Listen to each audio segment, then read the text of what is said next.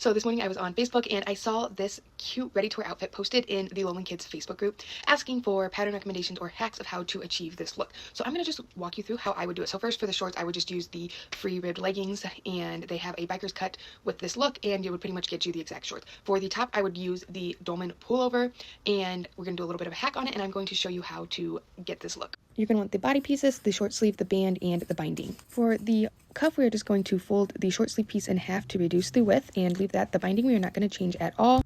The bodice on the inspo pic had a slight curve with a gathered skirt. So under the armhole, just a little bit, I'm going to make a mark, and then I'm going to fold my piece in half just to make that straight line.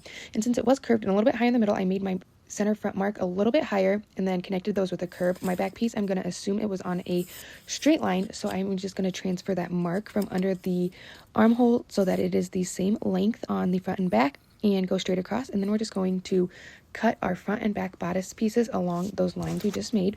And then for the skirt, since it is gathered, we are going to have to slash and spread that skirt piece. So for the front skirt, I'm just going to fold it into 4 equal parts. And then along each of those fold lines, I'm going to cut my skirt apart. And then I'm going to take a new piece of paper and decide how much I'm going to spread it. This one I would probably do about a 1.75 ratio. And I'm just going to spread it evenly and tape it down on my new piece of paper. Then I'm going to redraw and smooth out that top curve and cut that out. And then we'll just be leaving the center fold and the side seam straight down. So I'm going to continue to cut the pieces out. And then for the hemline, we're going to take our hemband and I'm going to just fold it in half as you would sew it on and line it up and use that to mark my hemline. And you may need to add some hem allowance here depending on how long you wanted the shirt.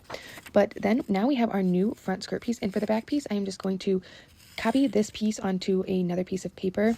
And since we did not leave the curve on the back and just cut it straight, we're just going to line up that shorter side with the top of this piece to make it a nice rectangle. And now we have our final pieces, and those skirt pieces will just be gathered to fit the bodice. Your cuffs will go on, and then you'll do your neck binding, and you're done.